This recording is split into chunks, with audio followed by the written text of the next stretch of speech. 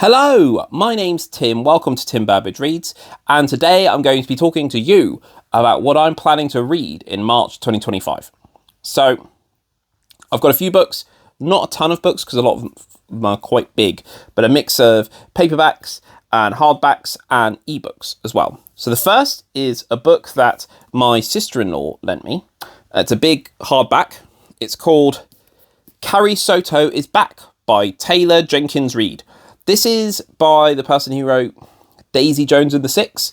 And this is, let me, first of all, in our house, these are not called hardback books. These are called knocky books. Because you can knock on them. That's a far better term. Anyway, let me read what the blurb is for this. Reading voice on. Carrie Soto is fierce, and her determination to win at any cost has not made her popular. But by the time she retires from tennis, she is the best player the world has ever seen. She has shattered every record and claimed 20 slam titles. And if you ask Carrie, she is entitled to every one. She sacrificed nearly everything to become the best, with her father as her coach. Javier, a former champion himself, has trained her since the age of 2. But 6 years after her retirement, Carrie finds herself sitting in the stands of the 1994 US Open, watching her record being taken from her by a brutal, stunning British player named Nicky Chan. At 37 years old, Carrie makes the monumental decision to come out of retirement and be coached by her father for one last year in an attempt to reclaim her record.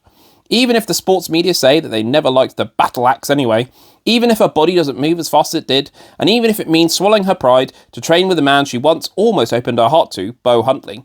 Like her, he has something to prove before he gives up the game forever. In spite of it all, Carrie Soto is back for one epic final season in this riveting and unforgettable novel. Taylor Jenkins Reid tells her most vulnerable, emotional story yet. So this is a knocky book. Let's see what the...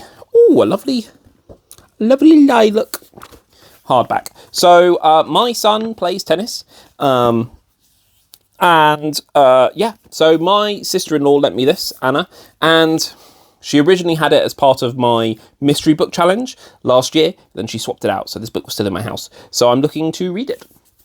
The next is a book that I got as a gift for Christmas. That is Metronome by Tom Watson. I know this book is a bit weird. That's all I know about it, so let me read the blurb. Not all that is hidden is lost. For 12 years, Aina and Whitney have been in exile on an island for a crime they committed together, tethered to a croft by pills that they take for survival every 8 hours. They've kept busy, Aina with her garden, her jigsaw, her music, Whitney with his sculptures and maps. But something is not right. Shipwrecks have begun washing up, supply drops have stopped, and on the day their punishment is meant to end, the warden does not come. Instead, a sheep appears, but sheep can't swim. Aina becomes convinced that they've been abandoned and that Whitney has been keeping secrets. As she starts testing the limits of their prison, investigating possible ways to escape, she is confronted by decisions that haunt her past. Little does she realise that her biggest choice is yet to come. That sounds really cool.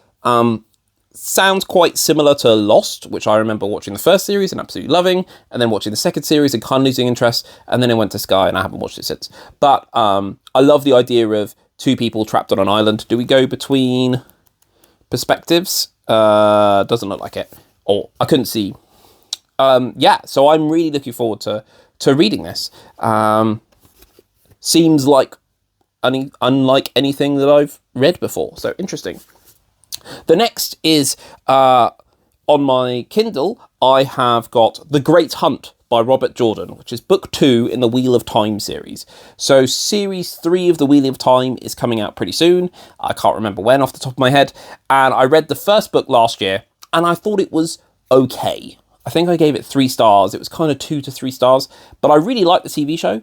And people say kind of from 2 onwards, it gets really good. So yeah, I've got it on my Kindle. I like having a book on my Kindle just so I can kind of read it. I read it on my phone, like when I'm in between things. So having a big fantasy book on there is quite good. I can just kind of do it in small chunks. And another book I'm planning to read is a crime book that I bought from a charity shop for 50p. And that is The Thursday Murder Club by Richard Osman. I'm putting in an apology to Carlos and Yolanda from StoryTube because they read this and they hated it. But they read a lot of crime. I've never read any crime. Supposedly this is like the beige of crime. But it was for 50p in a charity shop, and also it has a bookmark in it from the person who was reading it before. So, indigo. Enrich your life with indigo. New fragrance coming to BookTube near you. Yeah, so as long as I get to past page 76, I'm doing better than this person. This is like the biggest thing in crime, especially in Britain at the moment. But let me read you the blurb. 4 unlikely friends, a shocking murder. Welcome to the Thursday Murder Club. In a peaceful retirement village, 4 unlikely friends meet up once a week to investigate unsolved murders. But when a brutal killing takes place on their very doorstep, the Thursday Murder Club find themselves in the middle of their first live case. Elizabeth, Joyce, Ibrahim, and Ron might be pushing 80, but they still have a few tricks up their sleeves. Can our unorthodox but brilliant gang catch the killer before it's too late? Yes, it's meant to be quite cozy, warm, witty. I quite like Richard Osman. I liked him on Pointless. I listened to his podcast with Marina Hyde. Yeah, so I'll give it a go. And I know that if I like this series, the sequels are everywhere. I find it quite interesting how now you have a whole genre of crime books whose front covers look like this. Publishers, stop being copycats. And there is one more book that I am planning to read, and that is part of my Disney challenge, and I'm going to have a separate video for that, so you'll have to watch that one to find out. Put it the right way around.